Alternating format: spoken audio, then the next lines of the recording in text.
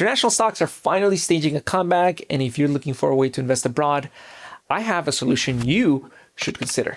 It's no secret that over the past 10 years, US stocks have outperformed international stocks, having roughly doubled them since 2016. In 2025, however, things shifted a bit, and international stocks, in turn, roughly doubled US equities. Internationally diversified investors were finally compensated for their patience. Still, the US stock market has a pretty sizable lead over international, and we're still far from being able to claim that this is a structural transition into international. But what if it is? And this is just the beginning. What if targeting international momentum is not something that you can or should do in the interim, but something that should be a part of your long-term portfolio? In this video, we'll go over our latest white paper to examine the return drivers behind international momentum and ask whether the Alpha Architect International Quantitative Momentum ETF, ticker IMOM, should be a part of evidence-based, internationally diversified portfolios.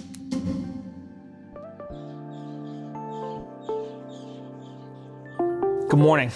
Earlier this year, I spent some time writing this paper right here titled Momentum in Motion, Dissecting International Return Drivers. What I wanted to do is find out if IMOM follows some simple common sense trends that happened in international markets. Also, I really did just want to spend some time really investigating the returns behind this fund. After all, not only did international stocks beat US stocks, but IMOM actually beat both US and international stocks as well as its international momentum peers. I wanted to see if IMOM's returns stem from luck or whether it profited from the international stock trend. And so what I did is break down return drivers into three main components: country allocations, currency allocations, and sector drift. These three categories arguably capture most of the top-down sources in international momentum returns. So by examining how these various countries, currencies, and sectors behave, we can see if IMOM moved into those areas as it sought to profit from developing momentum plays. And what we found is that IMOM generally added to winners and removed from losers, which is to be expected of a momentum exposure. Following this reasoning, the fact that IMOM beat its category average in 2025, that it targets the top 10% highest momentum names in its universe, and that it rebalances monthly, we can make the case that IMOM is an appealing exposure to have if one seeks to capture international momentum returns. I'll leave the link to the white paper down in the description if you want to read it and see for yourself. Maybe you can draw your own conclusions. But I think a more important question to ask is, why should you even want to target international momentum? That question can actually have deep portfolio impacts. And so today I invited some guests over so we can discuss. To discuss why investors should consider international momentum as a strategic exposure, I invited Jack Vogel, CIO here at Alpha Architect, and Ryan Curlin, President, to a quick discussion. You guys have tons of meetings with clients. What do you think is the biggest benefit of owning something like IMOM? Number one is probably just the diversification you're going to get from a lot of other core international exposures. I think IMOM is a uniquely run strategy whereby, we're picking 50 stocks, equal weighting them. That is rather unique from an individual or an advisor's perspective when looking to allocate to international stocks. Most advisors, individuals aren't going to be trading international stocks in and of themselves. So one of the really cool things is you can get this really cool international momentum strategy that's going to be very unique, different, and diversifying from a lot of other core exposures or other strategies that are out there in the marketplace. If the international stocks are grabbing all the headline news because they're going up a ton, IMOM helps out with FOMO, fear of missing out. Momentum is a unique exposure in that it seeks to invest into what has been working. In the case of IMOM, it seeks to target 50 of the highest momentum names in the developed international stock market. And like Ryan said, there's a case to be made that momentum helps ease FOMO.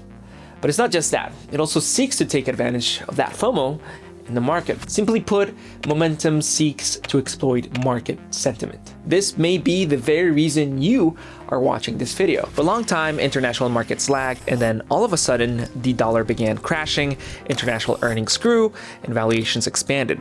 US software began looking sus, and small Spanish regional banks appealing. The dollar flipped, the Swiss franc had a great run, and on and on and on, and momentum sought to profit from these trends. Momentum can maybe struggle at times if leadership, even at the sector levels, changing month to month. But one thing you kind of showed for a decent amount of time now, financials have been doing pretty well. And so it was that consistent, nice tread of international financial companies doing well, not surprisingly, that's when IMOM did pretty well on a relative basis to other international allocations. Momentum investing for me is nice internationally. It's just chase into the stocks that are doing well, which tend to be correlated obviously at large with the countries themselves that are doing well. And international momentum investing is just going to follow all that for you. We started this video talking about how much pain there was behind the international stock trade over the past 10 years. And while that trend has reversed in the recent past, investors need to be aware that IMOM will not always be outperforming. Something else will at some point.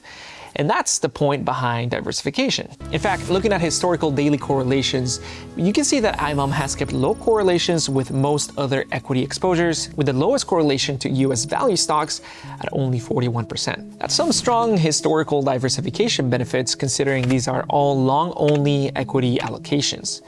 And as of late, that low correlation has been great.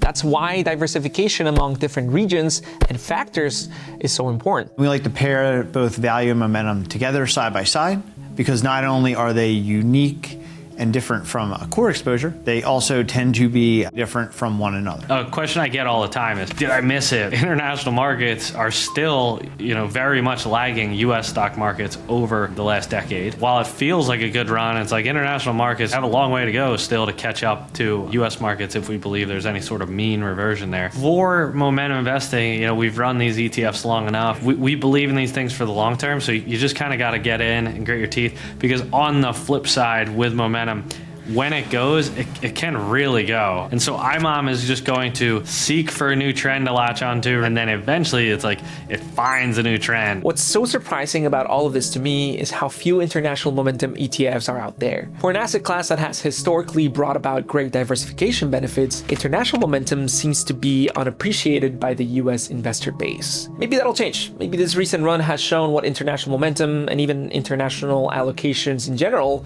can do after a long period of underperformance. And so we encourage investors to consider an allocation to IMOM. For this, you can go to funds.alphaarchitect.com/IMOM to read our prospectus and see current standardized performance. But also, if you'd like to talk to someone, don't hesitate to email info@alphaarchitect.com. We hope to hear from you.